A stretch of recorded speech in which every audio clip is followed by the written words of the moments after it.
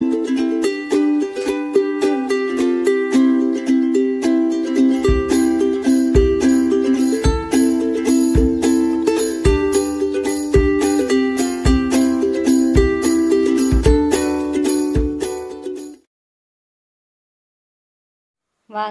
இப்போ கோதுமை மாவு வச்சுட்டு நான் ஒரு கேக்கு பண்ண போகிறேன். அது எப்படி பண்ணுறதுன்னு பார்க்கலாம். அதுக்கு தேவையான பொருட்கள் இந்த கப்பில் ஒரு கப்பு வந்து கோதுமை மாவு எடுத்து வச்சுருக்கிறேன். அதே கப்பில் ஒரு கப்பு இது நான் பொடி பண்ண போகிறேன், இந்த சர்க்கரை. அப்போ தான் என்கிட்ட பிளெண்டர்லாம் கிடையாது, அதனால் பொடி பண்ணால் கொஞ்சம் கலக்கிறதுக்கு ஈஸியாக இருக்கும். அதனால இப்போ பொடி பண்ண போகிறேன். பவுடர் சுகர் வந்து இதுக்கு ஒரு கப்பு போதும். நான் இப்போ சர்க்கரை எடுத்துட்டு அளந்துட்டு இதில் போடலாம். ஒரு 3 bourbon பிஸ்கட்டு அதில் ஆட் பண்ண போகிறேன். அப்புறம் இது வந்து மெல்டட் பட்ரு. பிளெண்டர் இருந்தால் அப்படியே பிளெண்ட் பண்ணிடலாம். அதனால் நான் பிளெண்டர் இல்லாததுனால மெல்ட் பண்ணி வச்சுட்டேன். கொஞ்சம் கெட்டியாக இருந்தது வெண்ணெய். நான் வீட்டில் எடுக்கிறது தான் இது. அது கொஞ்சம் எடுத்து இந்த கப்புக்கு ஒரு கப்பு, அதாவது இந்த கப்பில் பாதி தான் இருக்கும். இது அரை கப்பு வெண்ணெய். இது வந்து தயிர் 1/4 கப்பு, ஒரு 1.5 டேபிள் ஸ்பூன் வரும். இது அந்த அளவுக்கு, புளி அவ்வளோவுக்கு இல்லை தயிர். அப்புறம் இதில் ஆட் பண்ணுறது ஒரு எக்கு. அப்புறம் வந்து இதுக்கு அந்த 1/4 கப் அளவுக்கு கொஞ்சம் ஜாஸ்தி இருக்கும். ஒரு நேந்திரம்பழம் ஃபுல்லாக எடுத்து மசிச்சு வச்சுட்டேன் கையாலேயே, அது எடுத்துருக்கேன். அப்புறம் ஒரு டீஸ்பூன் வேனிலா எசன்ஸ் வேணும்.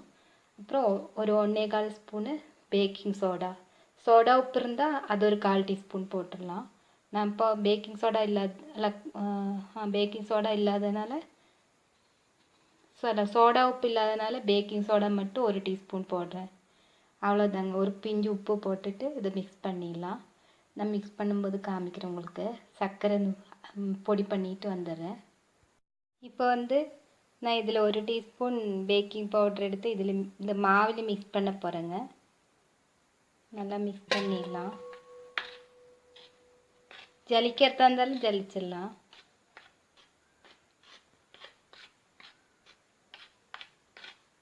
நல்லா எல்லா பக்கமும் படுற மாதிரி மிக்ஸ் பண்ணி வச்சுக்கலாம்.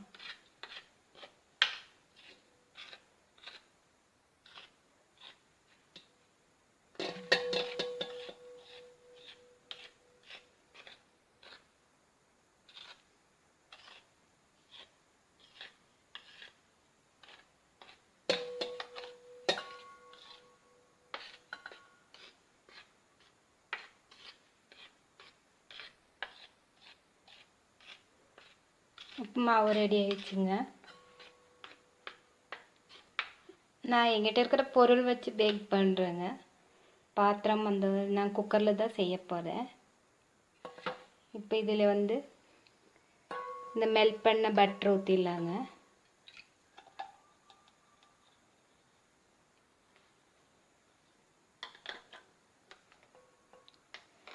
ஒரு எக்கு உடச்சி ஊற்றிடலாங்க.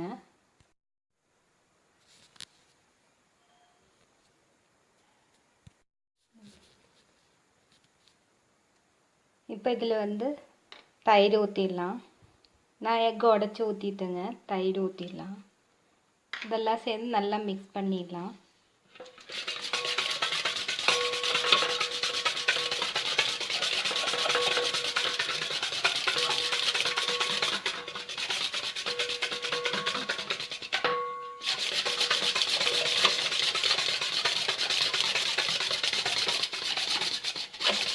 அந்த தயிரெல்லாம் உடையிட்டு நல்லா.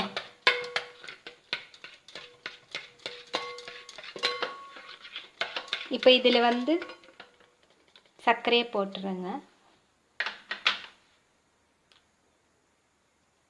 இந்த ஒரு கப்பு நுணுக்கி வச்சுருக்க பொடி பண்ண சர்க்கரை இது போட்டுடலாம். நல்லா மிக்ஸ் பண்ணிடலாங்க. சர்க்கரை நல்லா மெல்ட் ஆகட்டும்.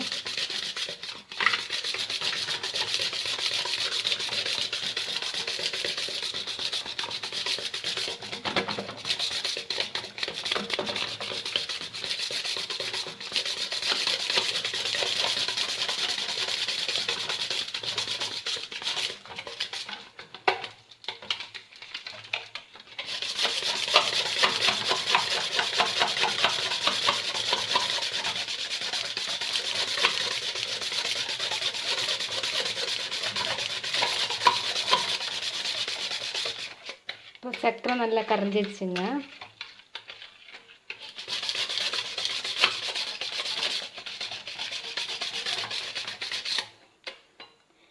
இதில் இந்த மசிச்சு வச்ச நேந்திரப்பழத்தை போட்டுருங்க.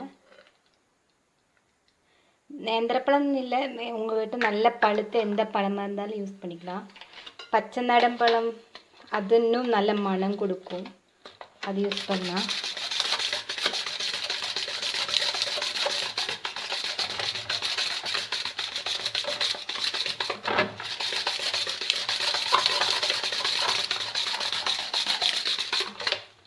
இப்போ எல்லாம் பிளெண்ட் ஆயிடுச்சு நல்லா. இந்த பழத்துலேயும் கொஞ்சம் ஸ்வீட்னஸ் இருக்கும். நல்லா பிளெண்ட் ஆயிடுச்சு.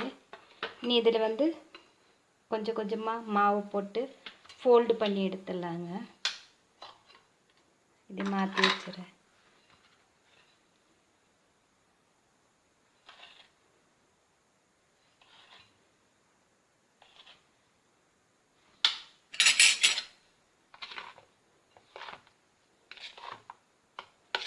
கேக்குக்கு நம்ம மிக்ஸ் பண்ணும்போது ஒரே பக்கமாக பண்ணணும். திருப்பி இப்படி பண்ணக்கூடாது. ஒரே பக்கமாக இப்படி ஃபோல்டு பண்ணி, நான் இப்போ இது மிக்ஸ் பண்ணிவிட்டு உங்களுக்கு காமிக்கிறேன். இப்படி தான் பண்ணணுங்க ஃபோல்டு பண்ணுறது.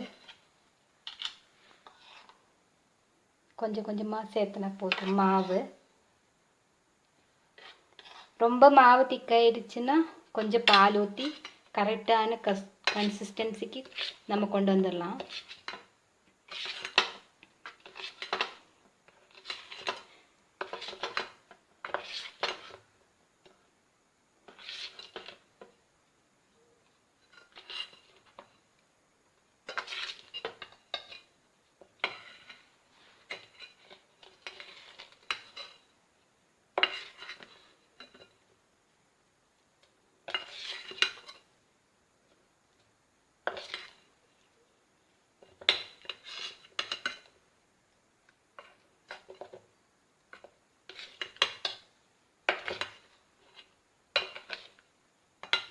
இப்போ நான் ஃபுல்லாக மிக்ஸ் பண்ணிவிட்டு உங்களுக்கு காமிக்கிறேன்.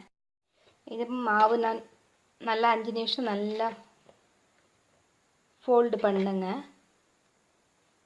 இதில் இப்போ கொஞ்சம் பால் ஊற்றிடலாம். கொஞ்சம் லூஸ் பண்ணணும். நம்ம ஒரு டீஸ்பூன் அளவுக்கு ஊற்றிருக்குறேங்க. எடுத்து இப்படி விழுவணும். அந்த அளவுக்கு மிக்ஸ் பண்ணால் போதும்.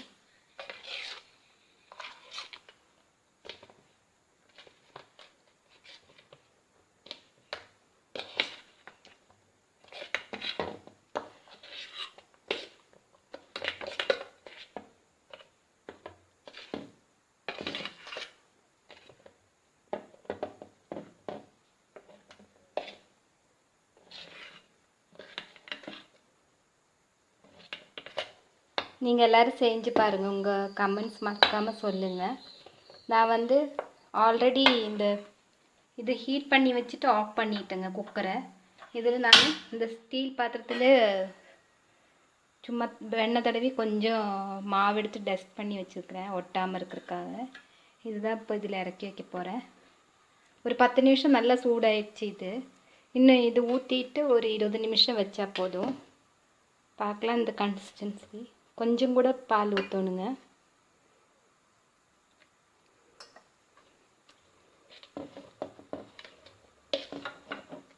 ரொம்ப கெட்டி ஆயிடுச்சுன்னா ஃப்ளஃபியாக வராது.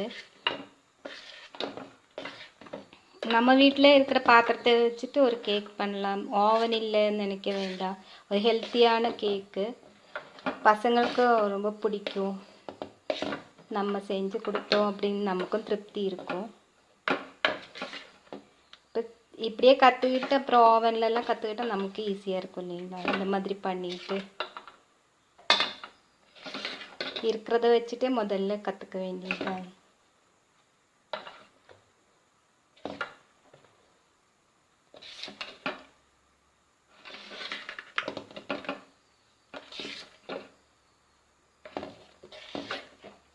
இப்போ இது ரெடி ஆயிடுச்சுங்க மாவு. இதை பாருங்கள் ஊற்றுனா வருது பாருங்கள். இந்த மாதிரி இந்த அளவுக்கு இருந்தால் போதும்.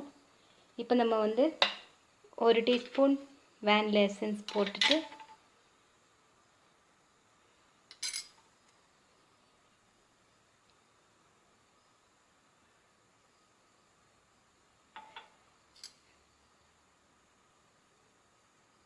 ஒரு 1/4 டீஸ்பூன் இருக்கு, இன்னும் கொஞ்சம் ஊற்றணுங்க.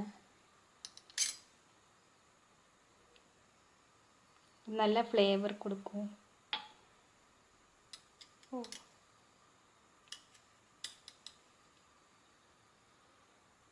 ஒரு நிமிஷம் நான் ஊற்றிட்டு உங்களுக்கு காமி.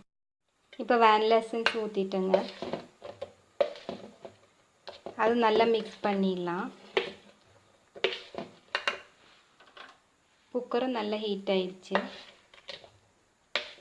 ஆல்ரெடி ஹீட் பண்ணது தான், நான் இப்போ வந்து ஊற்றலான்ட்டு மறுபடியும் சூடு பண்ணேன்.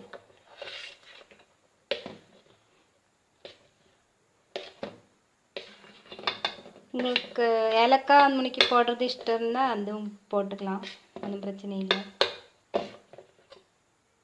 இந்த எல்லா இடத்துலையும் பரவட்டும் ஸ்மெல்லு. இப்போ இது ரெடி ஆயிடுச்சு. வெண்ணெய் இல்லைன்னா நீங்கள் அந்த அளவுக்கு ஆயில், ரீஃபைண்ட் ஆயில் கூட யூஸ் பண்ணிக்கலாம் கேக்குக்கு.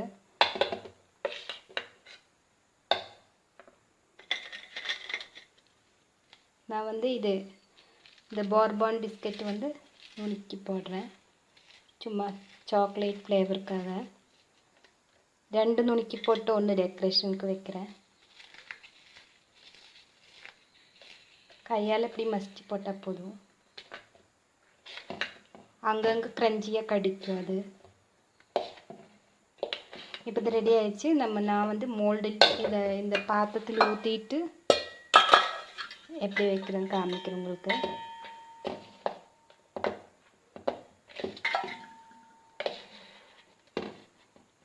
பழம் இதெல்லாம் அங்கங்கே கடிக்கும், நல்லாயிருக்கும் சாப்பிட்றதுக்கு.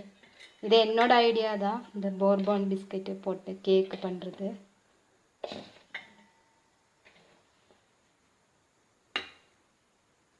இப்போ வந்து இது மாவு நான் இதில் ஊற்றி வச்சுட்டேங்க. இதில் பாதி அளவுக்கு இருக்குது.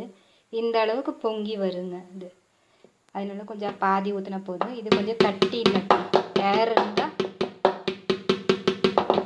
சரியாயிடும், போயிடும். அதுக்காக இது நான் இப்போ ப்ரீ ஹீட் பண்ண அந்த குக்கரில் உப்பு போட்டிருக்கேங்க, பொடி உப்பு. தட்டொன்று வச்சுருக்கிறேன் கீழே, இதில் வைக்க போகிறேங்க. வச்சுட்டு ஒரு தட்டில் மூடிட்டு, சின்ன தட்டு எடுத்துட்டு இப்போ தட்டில் மூடி வைக்க போகிறேங்க நான் சும்மா. ஏன்னா தண்ணி உள்ளே போகக்கூடாது இல்லைங்களா. இது வெயிட்டு போடாமல் ஒரு 20 நிமிஷம் நம்ம வந்து பேக் பண்ணிடலாம். 20 நிமிஷம் கழிச்சிட்டு நான் உங்களுக்கு காமிக்கிறேன் எப்படின்னு. இது வரைக்கும் ஆதரவு கொடுத்த எல்லாருக்கும் தேங்க்ஸுங்க. இன்னும் உங்களோட சப்போர்ட்டை எனக்கு வேணும். நான் இன்னும் நிறைய ரெசிபி உங்கள் கூட ஷேர் பண்ணுறேன். என்னால் ஒரு கையில் மூட முடியலைங்க. நான் இதை அடைச்சி வச்சுட்டு 20 நிமிஷம் கழிச்சிட்டு உங்களுக்கு காமிக்கிறேன். இப்போ நான் குக்கரை ஓப்பன் பண்ணிட்டேங்க. இந்த 1 மணி நேரம் வச்சேங்க நான். 20 நிமிஷத்தில் பார்த்தே வேகலை, இப்போ நல்லா வெந்திருக்கு. இது நம்ம எடுத்துடலாம். எடுத்து வெளியே அடுப்பு ஆஃப் பண்ணிடுறேங்க. இதை எடுத்து வெளியே வச்சுட்டு கொஞ்சம் ஆற வச்சுட்டு நான் எப்படி இருக்குதுன்னு காமிக்கிறேன் உங்களுக்கு. இந்த வீடியோ பிடிச்சிருந்தா சப்ஸ்கிரைப் பண்ணுங்கள், மறக்காமல் லைக் பண்ணுங்கள், ஷேர் பண்ணுங்கள், கமெண்ட் பண்ணுங்கள். இப்போ கேக் ரெடி ஆயிடுச்சுங்க. நான் கொஞ்சம் அவசரப்பட்டு எடுத்ததுனால இந்த இடத்துல எல்லாம் கொஞ்சம் ஒட்டிடுச்சு, பார்த்த தெரியும்னு நினைக்கிறேன். ஆனால் அங்கங்கே இந்த bourbon பிஸ்கெட்டு எல்லாம் இருக்குது. கொஞ்சம் ஆறின பிறகு எடுத்துருந்தா இன்னும் நல்லா இருந்திருக்குங்க. இந்த பாருங்க கீழே ஒட்டிடுச்சு. அது வந்து இப்படி இருக்குது, இருந்தாலும் நல்லா தான் இருக்குது. நான் இப்போ கட் பண்ணி காமிக்கிறேன் உங்களுக்கு.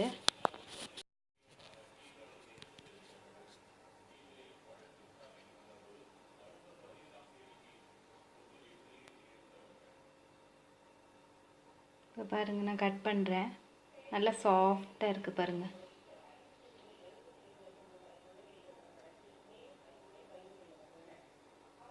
அது சும்மா டெக்கரேஷனுக்கு வச்சேன் நான்.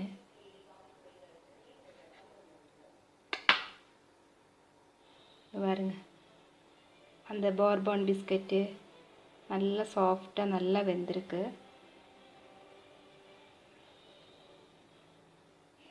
நீங்களும் செஞ்சு பாருங்கள். உங்கள் கமெண்ட்ஸ் மறக்காமல் சொல்லுங்கள். இந்த வீடியோ பார்த்ததுக்கு ரொம்ப தேங்க்ஸ். நல்ல மணமாக இருக்குது கேக்கு. நம்ம இருக்கிறத வச்சு பண்ணலாம். தேங்க்யூ.